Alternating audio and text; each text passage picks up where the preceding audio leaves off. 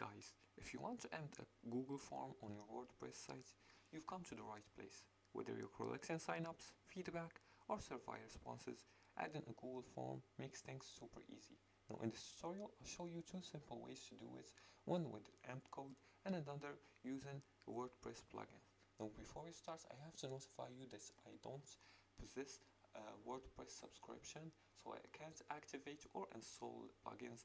But if you want to be able to use to add Google Forms in WordPress, you're gonna have to pay for subscriptions in order to install plugins and a lot of WordPress features. Now let's get right into these steps. The first method is using an embed code. This is the easiest and most direct method. First, you open your Google form here, and then you click on share. You click on the three dots on the top right here and click on embed HTML. Now once you click on the embed HTML, this option will appear, this menu will appear. Click on copy and copy the iframe code that appears.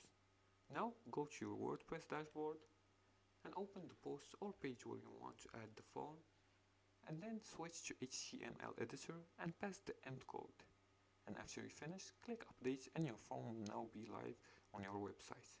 The second method is using WordPress plugin. Now if you want more control over styling, you can use a plugin. Just go to plugins in WordPress and search for Google Form plugins.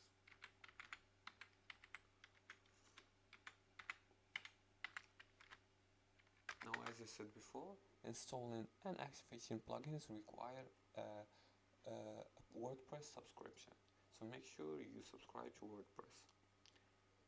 Now after installing and activating the plugins, in your WordPress dashboard, go to Google Form settings and paste your Google Form link, and after that adjust the display settings.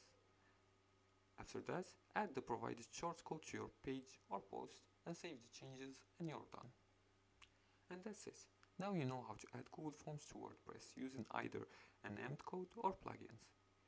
If you found this tutorial useful, don't forget to like and subscribe. And if you have further more questions about this topic, feel free to leave a comment below the video. Thanks for watching, and see you again in the next tutorial.